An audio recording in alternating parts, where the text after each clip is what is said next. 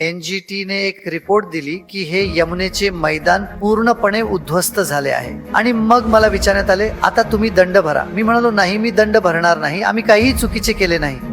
मी म्हणालो, मी तुरुंगात जाण्यास तयार आहे, मी सत्याच्या बाजूने उभा आहे. आम्ही यमुनेच्या तीरावर जागतिक सांस्कृतिक महोत्सव केला. यमुना निवडण्याचे कारण म्हणजे ती खूप वाईट, खूप घाणेरडी होती. जेव्हा आम्ही यमुना स्वच्छ केली तेव्हा आम्ही किती कचरा काढला माहितीये? 700 टन जॅकेट्स, चपला, सर्व काही यमुनेतून काढले. आणि नदी इतकी प्रदूषित होती, इतकी दुर्गंधी येत होती.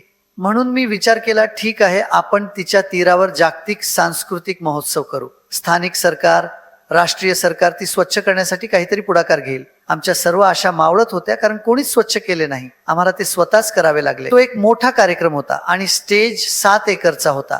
36,602 कलाकार येत होते आणि जगभरातून 200हून अधिक राष्ट्रप्रमुख आणि मान्यवर, संसद सदस्य, अनेक पंतप्रधान, राष्ट्रपती हे सर्व येत होते. 37 लाख लोक जमा झाले होते.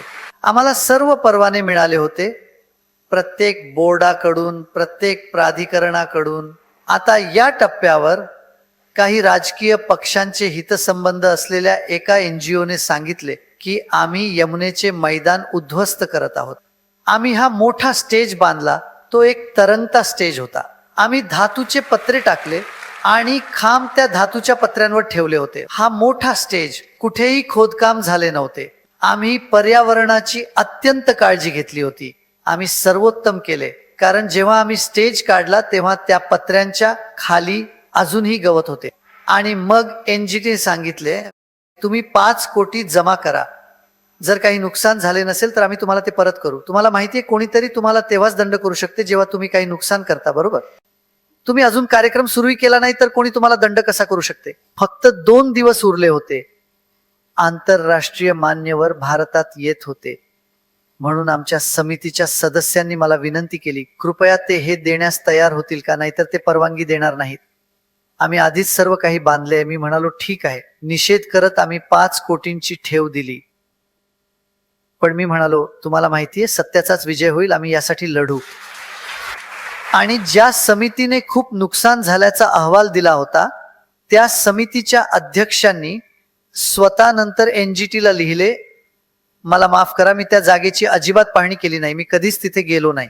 माझ्या सहाय्यकाने अहवाल लिहिला, मी फक्त स्वाक्षरी करून पाठवला, त्यामुळे तो अधिकृत नाही. मी त्याची खात्री देऊ शकत नाही.